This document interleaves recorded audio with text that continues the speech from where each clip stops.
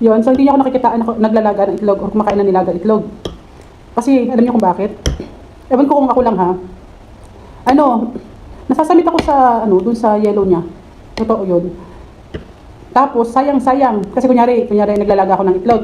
Lahat ng pula naka-separate siya tapos syempre nasasayangan ako kasi natapon ko lang. Alam yan ng mga kapatid ko, alam yan nila, yung mga nakakasama ko kumain ng itlog, sila Snoop yan. Alam nila di ako kumakain ng dilaw or pula. Ano bang tawag doon? Kulay dilaw yan, di ba? Ba't tawag nila pulang pula? Yun. So, hindi ako kumakain ng ganun. Hindi dahil marte or dahil nga mataas sa cholesterol, hindi yun yung rason. Kasi parang nasasamit talaga ako. Tuwing nagkagan parang nabubulunan. Kayo rin ba? Or siguro ako lang?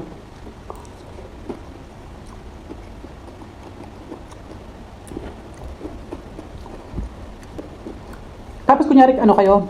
Diba, naglo-lock up kayo or nagpa-fasting kayo. Kunyari, nagda-diet kayo, tapos gusto nyo pumayat. Ano, tapos di ba minsan naumay kayo sa mga pagkain. Mag-ano kayo, iba-iba. Kahit ano lang pagkain, yung parang ano, tapos iba-iba kasi parang hindi kayo maumay. Nadala talaga ako dati. No, ako nag-low carb. Grabe, umay talaga ako.